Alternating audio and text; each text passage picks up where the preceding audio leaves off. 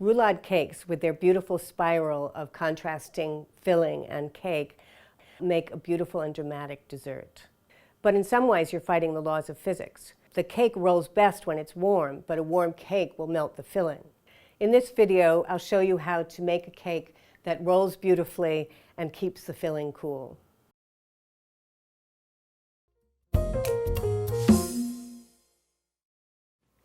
The real secret to making a roulade is to pre-roll the cake while it's still hot out of the oven, like this one, because that trains the cake so that it will roll back up more easily with the filling once it's cooled. Then we unroll it, and when it's cool, we'll roll the filling in it, and that way the shape will already be in its memory and it will roll very easily. So, as you take it out of the oven, loosen it from the sides of the pan with a paring knife. Separate it from the paper from the edges. There we go. And now, so it doesn't stick to the towel we're going to lay on it next, we're going to sift a couple of tablespoons of powdered sugar on the cake. This is an almond cake, but if you're working with a chocolate cake, you can use cocoa here, so the cake isn't dusted all white. But the idea is to prevent it from sticking. So now, first I put a cloth over the cake, and I want one short end to be about 1.5 inches from the edge. That's the end I'm going to use to roll it up. The other end doesn't matter. Then either put a rack or a board over it. And since the pan is still hot, use your mitts. So grab both sides firmly and flip it over. There we go. Okay, now let's take off the pan, and we can gently peel off the paper.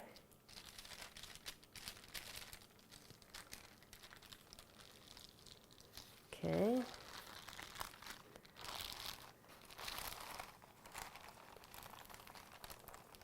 If a little gets stuck on the paper, don't worry about it. All right, so now we're going to do our pre-roll. So now you just roll it up. Use both hands and start at the end with that 1.5 inch overhang. You want to roll it quite tightly so you get that perfect little curl in the middle of the cake. And by the way, you want the towel you use here to be a thin, flat weave kind of towel. Linen works very well, but definitely skip ones like terry cloth because it can leave lint on your cake. And be sure you're not using fabric softener or scented detergents when you wash them, because that can also transfer to the cake and give you some unintended aromas.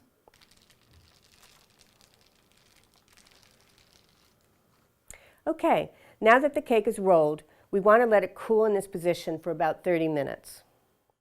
So now we're going to unroll the cake. So you can see that there are some curls on it. If you see any little cracks here, don't worry about it. When you roll the cake up again, you won't see them. So now we've trained it. You see how this side is curled up? That's going to be in the middle. That's good. So when we re-roll it when it's cool, it will be easy to roll up again. So now we're going to let it cool completely for about 10 to 15 minutes.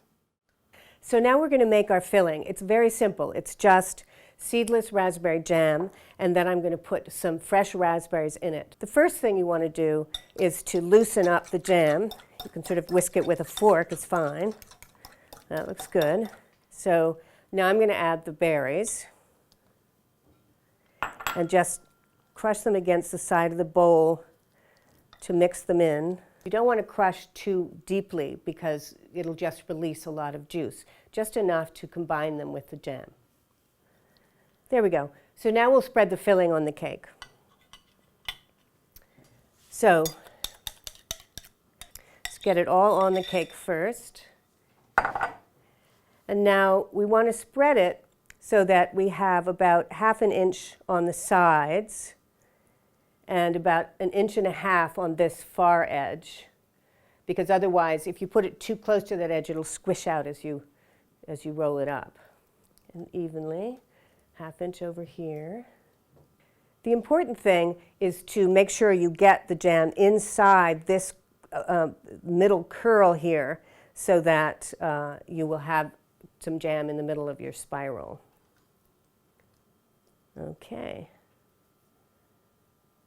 There we go. All right. So now you just roll it up again with your fingers and leave the towel behind, and the cake already knows what to do. Now go lightly because you don't want to squish out the filling. Some of it may squish out, but make sure you leave room for it as you roll.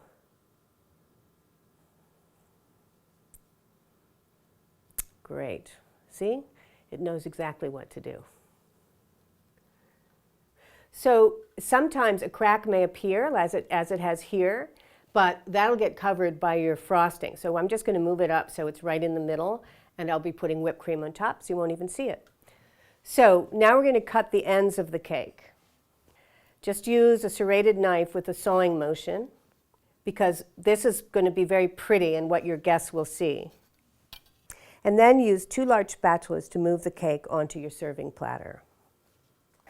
Over time, the jam filling will seep into the cake, so plan on serving it soon after you've added the filling.